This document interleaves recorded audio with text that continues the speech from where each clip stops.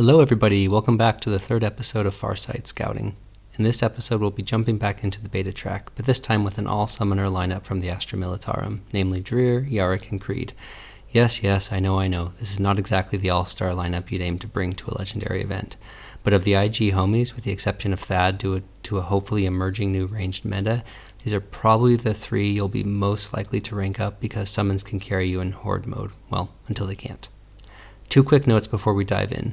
The overlords of the tubes of views have decided that watching this video in its entirety is the most important thing you can do, so if you find it interesting, please stick around to the end. Of course, if you'd like to see more videos like this, feel free to subscribe, and I wouldn't mind at all if you used my refer a friend code since it helps me out in game considerably. The other note is on the game I'm using. You might be confused how I'm able to use certain characters that are exactly what a user asked for. As an official content creator for Tacticus, I have access to a test build of the game and to test servers, meaning that I can tweak characters, set their ranks, rarities, etc., and I can also obviously play the battles before the event starts. With that out of the way, let's talk about our heroes. The user in question specified neither ranks nor rarities, they simply asked for Dreir, Creed, and Yarrick. Creed is legendary, and Dreir was an epic battle pass, so everyone will be able to get them to G1 without doing any onslaughting. Yarrick is a rare unlock, so getting him to epic takes some work, but rare to epic is only 5 days of onslaught, so I figured it's a good stopping point.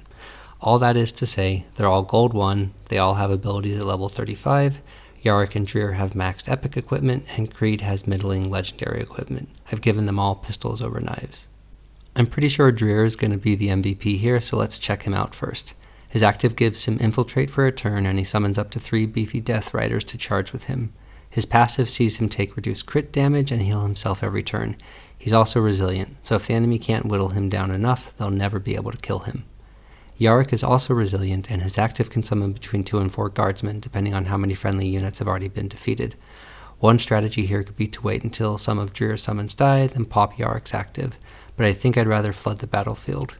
Yarrick's passive ensures that guardsmen can't flee.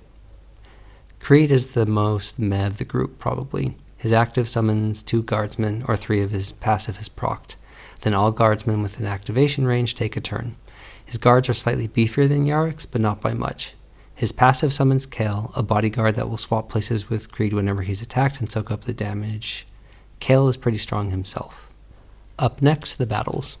I figured 3 gold 1 should have no trouble with battle 5, even without summons, but I wanted to get a sense of how to play these guys. And honestly, this was mostly a skip turn sort of battle. Once the summons hit the field, they are much stronger than the enemy, so you don't even have to think. Battle 6 is a bad map, and I didn't want that to be my undoing. I let the enemy come to me first, then made sure that Dreir had enough space to max out his summons. After that, I called in the guard, and it was mostly mop-up. Never really felt in danger, to be honest. From the last episode, you'll remember that Battle 7 has a hard map. There's no good way for your heroes to rush the spawn points, and you're stuck on low ground otherwise. Luckily, this is where Yarrick and Creed come in. They can summon some distractions on the high ground to give Dreir the breathing space to charge up and get his summons out. This battle was quite a bit harder though, and I think the only reason it worked out is because Dreir's passive allowed him to heal beyond the enemy's damage potential. And that means, unsurprisingly, that Battle 8 was their stopping point. With the exception of Kel, all of the summons are too soft and die pretty much immediately. And then with only 3 heroes, each capable of killing max 1 enemy per turn, you get overwhelmed quickly. And that's a wrap for the Astra Militarum.